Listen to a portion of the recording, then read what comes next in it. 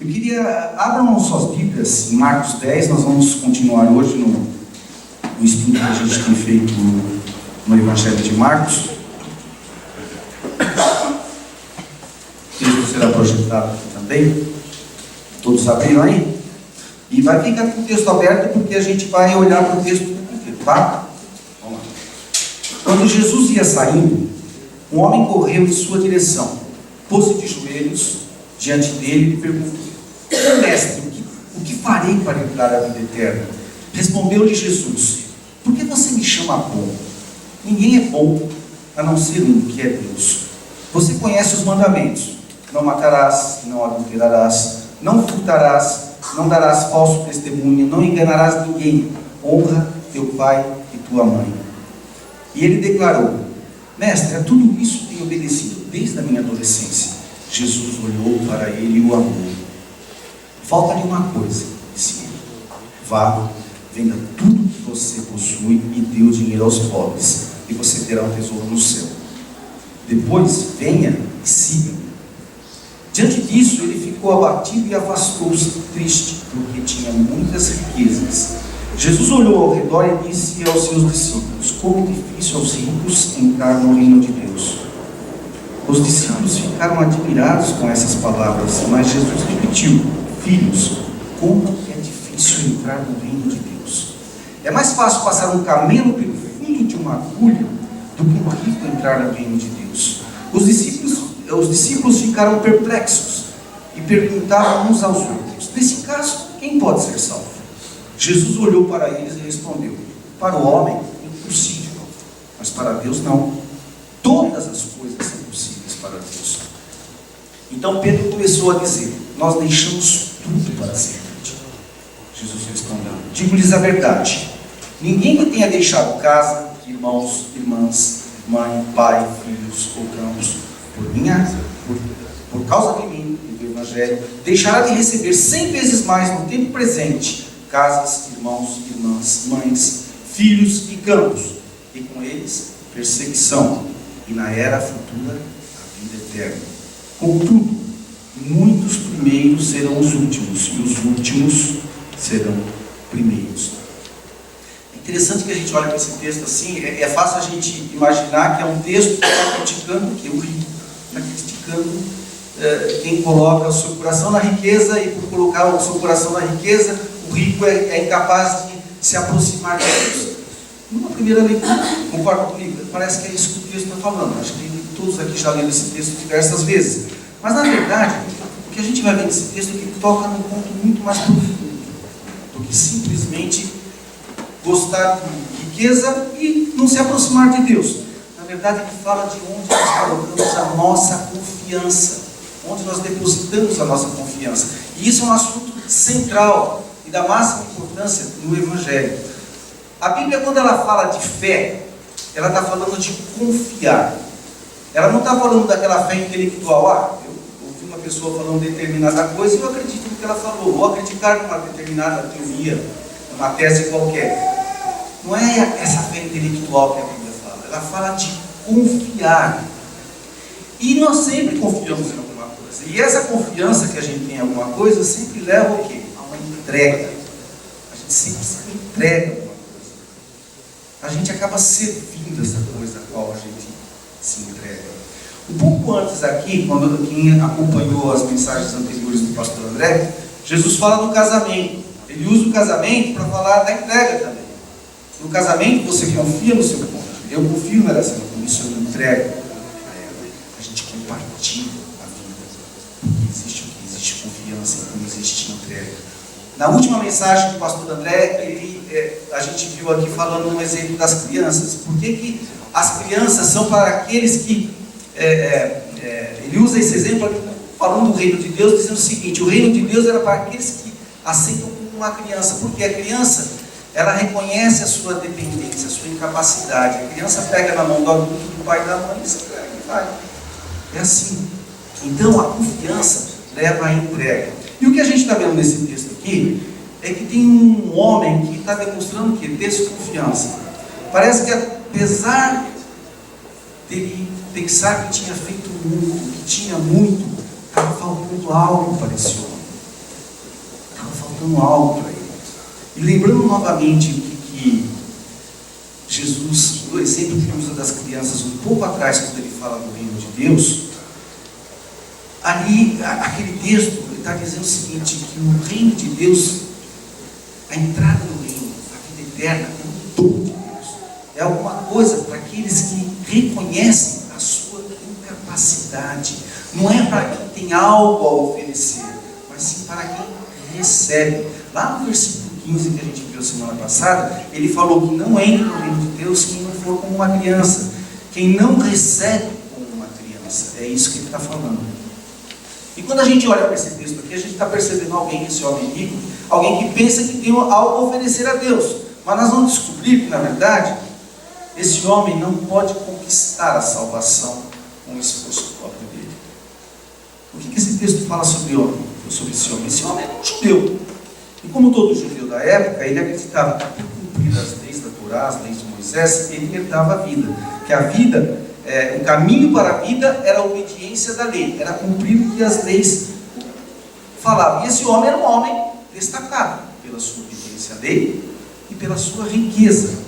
Mas nós vamos ver no texto que ele era incapaz de se submeter a Deus, de colocar a sua confiança em Deus. Ele apegava-se ao que tinha. Versículo 17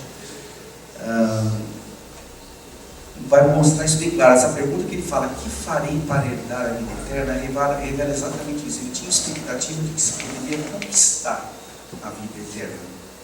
Esse texto está mostrando assim um encontro do homem que tinha um desejo intenso pela vida eterna. Assim como pode acontecer com alguém aqui hoje. Alguém que está aqui hoje tem um desejo intenso por essa vida eterna, por entrar no reino de Deus. Esse homem tinha, o texto fala que ele correu, ele ajoelhou-se aos pés de Jesus. E é interessante que para um homem importante e rico daquela época, o homem importante e rico, ele não corria, ele andava devagar. Ele tinha uma postura diferente. Ainda mais correr e ajoelhar-se. Isso mostra que ele tinha um desejo intenso de obter a vida eterna. Outra coisa importante que revela nesse texto, como esse homem pensava, como funcionava o pensamento dele. Quando ele chega para Jesus e chama o mestre, na verdade ele está querendo algum tipo de reciprocidade. É isso que ele está querendo. É como você chega para um amigo de hoje e fala, meu bom amigo, o que você espera? Que ele te considere também um bom amigo. É isso que está acontecendo. Quando ele chama bom mestre, no fundo ele queria ser reconhecido como um bom discípulo. E a resposta de Jesus é assim, por que você me chama de bom? Só Deus é bom. Jesus não está dizendo que ele não é bom. Jesus é Deus, nós sabemos disso, ele era bom. Mas na verdade, nesse momento, o que ele está fazendo? Ele está dirigindo a atenção do homem para quê? Para Deus. Para aquele que é o único que essencialmente é bom na essência. O que Jesus está fazendo quando ele fala com essa resposta do homem, né, o que devo fazer para herdar a vida eterna, é rebater esse pensamento que está por trás da cabeça do homem de ser bom. Porque ninguém pode ser bom a ponto de conquistar alguma coisa de Deus, ou ter algum merecimento. Na verdade, ele se julgava bom desde a sua adolescência. Ele queria ouvir de um outro homem bom o que fazer para herdar a vida eterna. Isso revela essa ideia de que se poderia conquistar a vida eterna, poderia se conquistar alguma coisa diante de Deus através do esforço próprio, em contraste com o que Jesus ensinou quando falou das crianças, que o dom de Deus não se conquista. Desculpa, a vida eterna, o reino não se conquista, é uma coisa que a gente recebe de Deus. E o homem é assim desde o Éden. Se você lembrar da história da queda, o homem decide comer da árvore da sabedoria. A árvore do conhecimento do mal é a sabedoria. A árvore estava lá porque o homem deveria depender da sabedoria de Deus. Naquele momento o homem fala, eu quero a sabedoria. Eu quero depender de mim. Sou mais eu. Na verdade é isso. E isso é o que toda a humanidade pensa assim. Todo homem pensa assim até hoje. Qual é a resposta de Jesus aqui? O homem pergunta, o que eu devo fazer? E na verdade a resposta de Jesus não é, no versículo 21, não é o que ele deve fazer, mas sim o que ele deve abandonar. Ele deveria abandonar aquilo que tomava conta da vida dele. Aquilo no que ele colocava sua confiança. Ele fala, venda tudo que você possui. Não é o que você tem que fazer, é o que você precisa abandonar. E a gente vê no versículo 22, que a decisão do homem de afastar-se demonstrou que ele amava mais as coisas do que a vida eterna que ele estava mostrando ansiar. No pensamento judaico daquela época, acreditava-se que as riquezas eram bênção do Senhor, quando na verdade o texto está nos mostrando que as riquezas poderiam ser um empecilho. Nos versículos 23 a 25, através dessa reação do homem, Jesus ressalta que é difícil deixar as posses para seguir. Até esse homem que estava demonstrando tanta sede pela vida eterna, ele desistiu disso. Ele desistiu porque era infinitamente mais importante por causa das suas riquezas, daquilo que ele colocava a sua confiança. E essa parábola que Jesus coloca aqui no cabelo, é geral. Eu já vi várias histórias do pessoal que me explicar, não, o cabelo não é um cabelo mesmo, o fio de agulha não é. Não, o cabelo é cabelo, o fio de agulha é fio de agulha mesmo. O que Jesus está querendo dizer com essa parábola aqui é impossível, é absurdo, é tão absurdo quando o cabelo passar pelo furo de uma agulha. Os judeus já na Babilônia, eles tinham uma expressão parecida com ela para usar em situações impossíveis. Na Babilônia, o maior animal era o elefante. A expressão lá era assim: é mais difícil passar um elefante pelo furo de uma agulha. Na Palestina, o maior animal era o camelo. Então a expressão que Jesus usou para mostrar que era impossível aqui, é impossível, mais difícil do que passar um camelo, que é o maior elefante, pelo menor furo que vocês conhecem. É isso que ele está dizendo. Aí os discípulos no versículo 16 mostram que é uma perplexidade, porque para eles essa ideia do rico ser barato de entrar no reino de Deus era inconcebível, porque o rico era aquele, na cultura, na questão deles, que tinha um merecimento, que tinha um favor especial de Deus. O rico também era aquele poderoso que ajudava os pobres. Caramba, se nem ele pode, quem pode? Aí Jesus começa a mudar o foco do texto. Ele passa da dificuldade daquele homem específico, daquele homem rico, para a dificuldade de todo homem. E novamente, essa parábola do camelo vem mostrar que para qualquer homem é impossível herdar a vida eterna. Para mim e para você, sabe qual é a notícia? É impossível mesmo herdar a vida eterna. Aí Jesus muda o foco realmente, daquele homem com a humanidade. No versículo 24, olha que ele já fala um pouco diferente. Filhos, como é difícil entrar no reino de Deus. Aqui ele já está se referindo a todos os homens. Ele abriu o leque. E Pedro entendeu isso, porque lá no versículo 28, quando ele fala, nós deixamos tudo para segui-lo, ele está dizendo, olha, nós também não é só o rico, nós descemos. Então ele entendeu que, na verdade, essa impossibilidade era para todos os homens. Jesus está deixando claro aqui, em especial no versículo 29, que riquezas não se refere só ao dinheiro. Porque ele fala que deixar irmãos, irmãs, pai, mãe, riqueza.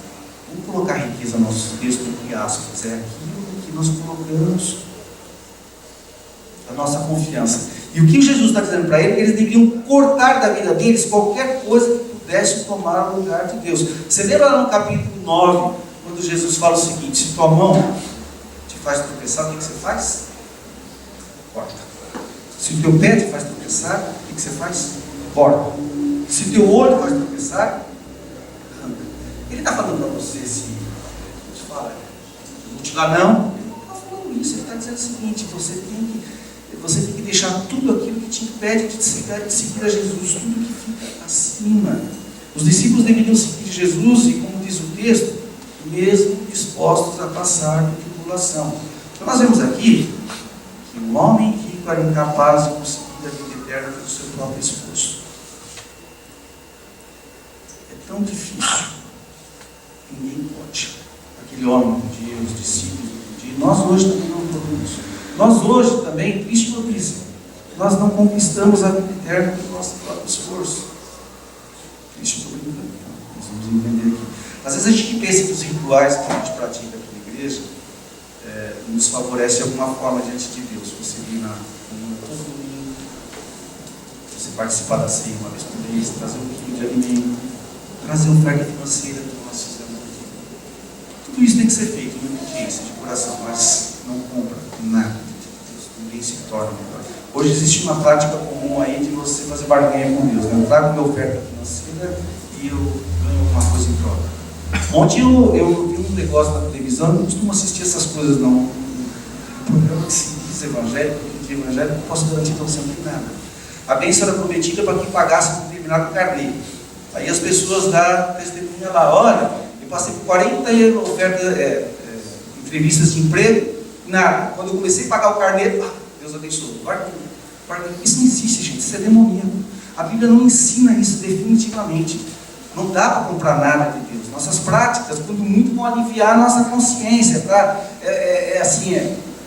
dar aquela sensação de dever cumprido diante de Deus. Isso é besteira. Não compra. As nossas práticas não fazem a gente merecer nada diante de Deus.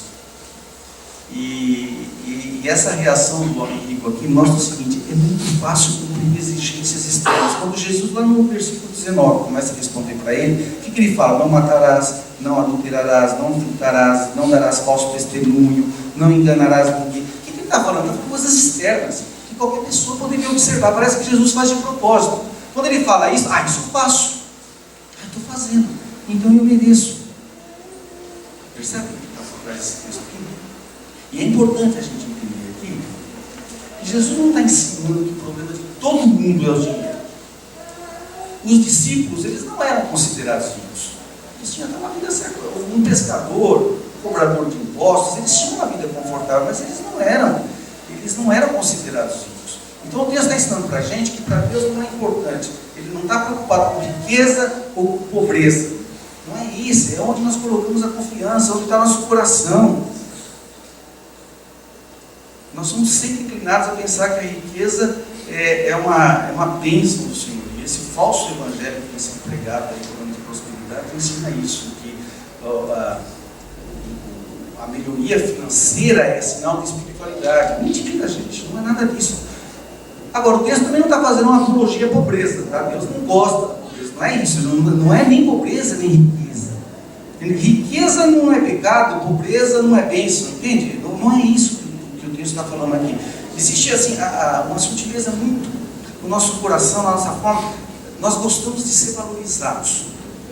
A gente gosta de ser reconhecido, a gente busca isso. O que é isso? É buscar um crédito, buscar um mérito diante das pessoas. E quando nós não somos, o que nós fazemos? Igual esse homem aqui.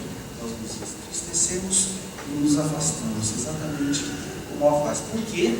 Porque nós tendemos a confiar nas nossas riquezas, entre aspas. Enquanto Jesus ensina o quê? No contexto que a gente vem estudando aqui em Marcos. Para ganhar a vida, você tem que estar disposto a fazer o quê? Perdê-la. Para ser rico, você tem que estar disposto a doar os seus bens. Jesus é o exemplo máximo, nós vamos ver na próxima mensagem, é o exemplo máximo de entrega.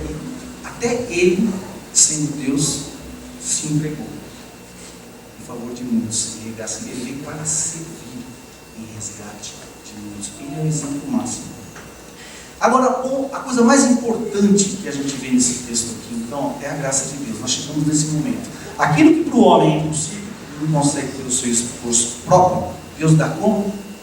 Gratuitamente. Esse texto mostra que somente Deus pode salvar tanto o homem como todos os homens. Jesus vem falando da dificuldade de entrar no reino de Deus. No versículo 23 ele falou que é difícil para os ricos. No versículo 24 é difícil para todos. No versículo 27 ele vai falar que não é só difícil, é impossível, é absurdo conseguir isso. Mas Deus pode, para Deus é possível. Depois de ele falar da impossibilidade humana de conseguir a sua salvação, de entrar no reino, ele fala que para Deus é possível. Deus faz isso pela sua graça e pela sua misericórdia. Falando de graça, versículo 21, Deus começa a mostrar a sua graça. Jesus reconhece a sinceridade daquele homem. E a resposta de Jesus para aquele homem é uma expressão de amor. Jesus olhou para ele e o amou. No finalzinho do versículo fala: venha e siga-me. Essa é uma resposta de amor. O homem demonstrou uma sinceridade de um coração profundo que queria. E Jesus amou pela sinceridade do coração. Ele amou aquele homem. Então ele nos ama hoje. Você está com o coração sincero diante de Deus, não tem dúvida. Ele olha para você com um olhar de compaixão, de amor. Por quê? Porque ele conhece os segredos do coração. Ele conhecia os segredos do coração daquele homem, ele conhece os segredos do seu coração, ele conhece o segredo do meu coração. Ele não rejeitou aquele homem e ainda ofereceu a solução. Quando ele disse que somente Deus é bom, o que ele está fazendo? Ele está levando ao homem aquele que é o único, que é a única fonte verdadeira de bondade, o único que poderia oferecer a vida eterna. Nesse texto aqui, Jesus não está dando um novo mandamento. Então, para você ser salvo, você tem que fazer uma boa obra, que é vender tudo que você tem e dar aos pobres. Não é isso que ele está falando. Isso aqui era alguma coisa específica para aquele homem, quando ele depositava a sua confiança. E é uma resposta que Jesus dá à pergunta, uma pergunta profunda dele. Eu quero a vida eterna. E a resposta de Jesus para ele não é venda tudo. Qual que é a resposta? Siga. Vender tudo é só se livrar daquilo que impedia ele de confiar em Jesus, de colocar toda a confiança em Jesus, de se livrar da fonte de confiança que ele tinha e colocar a confiança em Jesus. Com isso, ele retiraria da frente o que impedia de seguir a Jesus. E assim como hoje, o abandono de certas coisas em nossas vidas nos fazem confiar mais em Jesus. À medida que você abandona algumas coisas nas quais você confia, você passa a confiar mais em Jesus, você começa a ter novas experiências com Ele. E diante ainda dessa perplexidade dos discípulos com relação à impossibilidade de qualquer um ser salvo, Jesus retorna àquele momento quando ele fala: só Deus é bom, porque a salvação está muito além da minha e da sua capacidade. Nós não podemos. Capacidade humana nenhuma para liberar de salvação. Quando esse texto fala de salvação, reino de Deus, ele está falando a mesma coisa, é a mesma realidade para a gente, é uma realidade futura. Esse texto está falando que qualquer tentativa é inútil, que só Deus pode realizar esta realidade. O que Jesus está fazendo aqui? Ele está destruindo aquela opinião popular de que ou servão de eternar é bom, ele merece. Não, ninguém merece, é impossível para qualquer um. Como passar o camelo pelo fundo de uma agulha, é isso que ele está dizendo. Salvação, como Jesus ficou no exemplo das crianças: eu não conquisto, eu recebo. Só Jesus cumpriu toda a lei, e é nele que eu consigo receber. Quando eu olho para ele viveu a vida que eu deveria ter vivido, ele morreu a morte que eu deveria ter vivido. Quando eu sigo ele, quando eu confio nele, eu consigo entrar, eu tenho a vida eterna. E a gente vê que o texto tem duas respostas. Uma foi do homem que se retirou, e as dos discípulos que seguiram a Jesus. E essa atitude dos discípulos, elas entram justamente em contraste com a atitude do homem. Enquanto o homem decide continuar na impossibilidade, os discípulos estão vivendo o quê? O impossível. Nas mãos de Deus. Eles estão vivendo o impossível. E o que acontece então? Versículo 30 vai falar o que acontece com aqueles que abandonam tudo para seguir a Jesus. Diz que, embora com perseguições, eles encontram abundância na nova comunidade. O texto diz que recebe 100 vezes mais, já no mundo presente: casas, irmãos, irmãs, mães, filhos, campos, e com eles, perseguição. E na era futura, o quê? Vida eterna. É interessante, o plano de Deus é usar a igreja. Na igreja não existe maior remorso, somos todos iguais. Todos são recebidos aqui, todos são abençoados no presente a partir da igreja, como o Jair levantou bem aqui no começo. O ambiente da igreja é o ambiente que Deus planejou para que nós vivemos. É o que ganhamos já nessa era. E no futuro temos a promessa do quê? Da vida eterna, do eterno reino de Deus, da presença de Deus. É na igreja que Deus recompensa aqueles que realmente deixam tudo para seguir Jesus. Mas o texto não promete a ausência de sofrimentos. Ele mostra o seguinte: o alvo é a vida futura. A gente ainda vive naquela tensão de já pertencer ao reino de Deus, mas a coisa ainda não está completa. A gente tem que ter essa consciência. E isso vai contra, novamente, algumas falsas doutrinas que têm sido pregadas por aí. Um falso evangelho que promete vitória absoluta já nessa vida. Não, é o já e o ainda não. Nós já pertencemos ao reino, mas não está completado ainda. Essa promessa de vida eterna, ela aponta para alguma coisa que vai muito além dos problemas que nós enfrentamos hoje. O Paulo ensina isso. É um triunfo que é assegurado lá na frente para aqueles que se entregam radicalmente a Cristo hoje.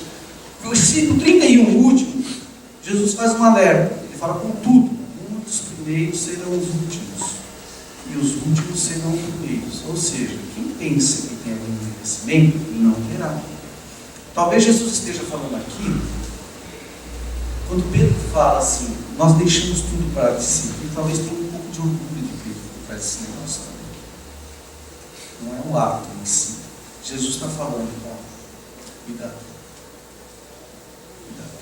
A promessa é baseada na graça, na misericórdia de Deus. Deus está mostrando esse texto que só Ele pode salvar. Eu não posso me orgulhar de nada, essa é a verdade.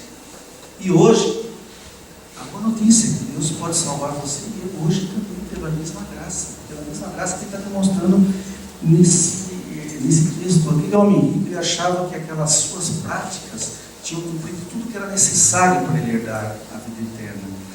Mas aquela pergunta dele, o que eu devo fazer, revela que a insegurança, o coração dele, na verdade, estava inseguro em relação à salvação.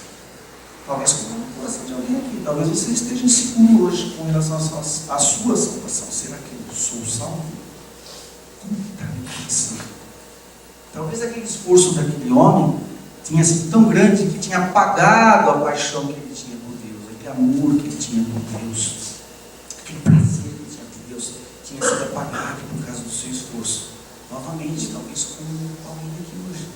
Talvez a sua paixão por Deus, o seu amor, a sua confiança em Deus esteja abalada de tanto esforço, tanta coisa que você tem tentado fazer. Por outro lado, também você pode pensar como muitos pensam, e eu pensei assim há muito tempo, pela dificuldade de pensar, como eu posso ser salvo sem merecer? Não preciso fazer nada. Pela graça.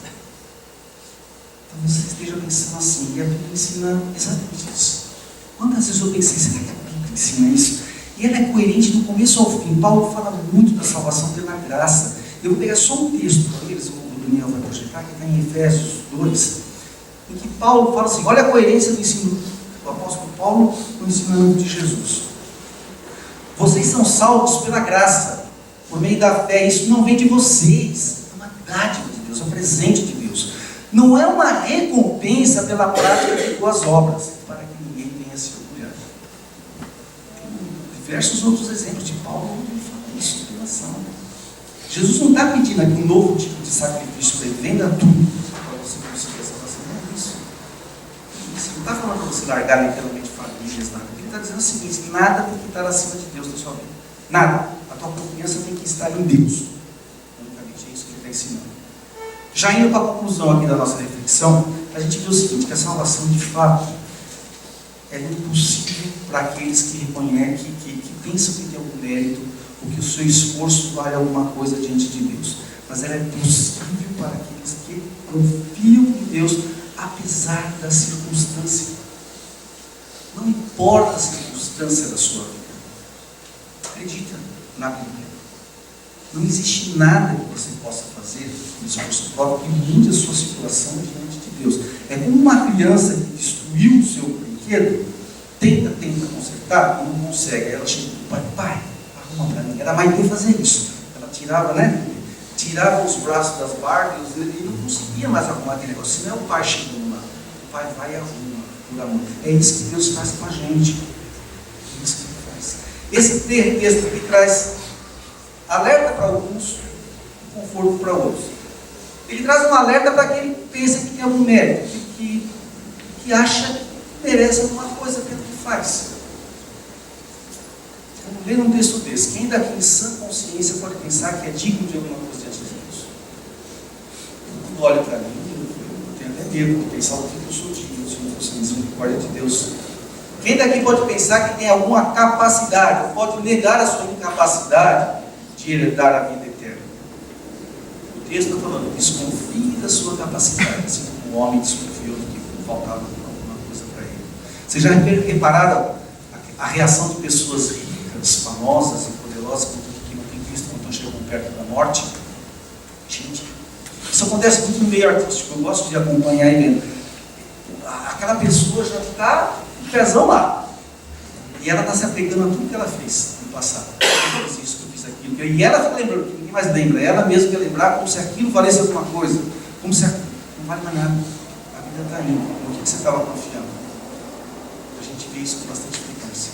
Eu quero ver que o Dr. Shedd foi, nos últimos momentos da vida dele, ele falou, que alegria o Dr. Shedd falava. Ele sabia que ele estava nos seus últimos dias, seus últimos momentos de vida, mas ele tinha colocado a confiança no lugar certo. Esse é o alerta, e traz um conforto para aqueles que têm dificuldade de acreditar que que nós somos salvos sem merecimento algum, só pela graça, esse texto traz um conforto para falar o seguinte: cara, é isso mesmo. Seria impossível se não fosse pela graça de Deus. E talvez a gente pense assim, ou você pense assim, porque foi ensinado errado. Doutrinas erradas ensinadas por aí. Mas eu pensei várias vezes, a Bíblia ensina isso mesmo? Sim, a Bíblia ensina isso mesmo. Ela ensina que ele tem que confiar, colocar toda a nossa confiança em Deus, seguir Jesus acima de todas as coisas. Nós temos que identificar só quais são as nossas riquezas, a nossa fonte de confiança, e abandoná-las, e colocar lá essa confiança no lugar certo. E novamente, o texto dá dois caminhos possíveis de resposta. O homem preferiu continuar aqui, na sua capacidade, na sua riqueza. E a resposta dos discípulos que decidiram abandonar para seguir a Jesus. Esse texto faz um apelo, tanto para aqueles que já estão na caminhada, se você já está nessa caminhada cristã há muito tempo, mas você está percebendo que a desconfiança começa a bater, que o teu coração está inseguro, você começa às vezes a ficar entristecido, reavalie, o texto está fazendo um apelo, onde você estava colocando sua confiança? E também ele faz um apelo, esse texto, para aqueles que querem começar a caminhada com Jesus hoje, nesse momento. Talvez você, como esse homem, tenha tido o seu encontro, olha, eu Jesus hoje, primeira vez que eu estou sendo confrontado por ele. E esse texto fala o seguinte: meu amigo, não importa a sua situação diante de Deus, não importa como você está.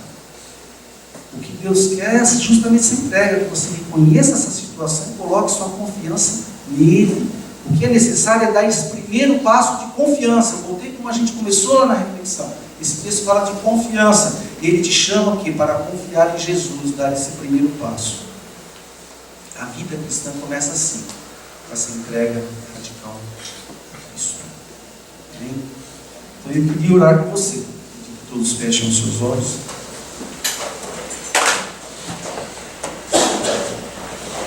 Se você está com o seu coração entristecido porque talvez tenha dificuldade de entender a sua situação diante de Deus e acha que a vida não tem jeito, não sei mais o que fazer, não sou eu que estou falando, é a Bíblia, é Deus que está falando aqui. Ele que está falando, tem jeito, para ele é possível, ele que muda, não é você que muda, não é você que faz. A única coisa, é tão simples assim. A única coisa que o texto nos chama é uma entrega. Vinga tudo. Larga a tua riqueza. Siga Jesus. É isso que o texto está falando. Você tem que dar esse passo hoje. Se você já estava nessa caminhada, está com essa tristeza, vale tudo para você, vale para mim também. A gente tem que se reavaliar todos os dias onde estamos colocando a nossa riqueza. Nós vivemos num mundo que é diverso do que a gente crê, que a todo momento vai tentar desviar a nossa atenção.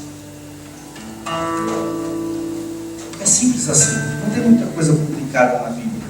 Não existe um tratado teológico que é simples, é entrega de vida. Entrega de vida é confiar nisso. Falar, Deus, eu confio, eu quero. Muda o Senhor a minha vida, conserta o brinquedo quebrado, eu não sei o que você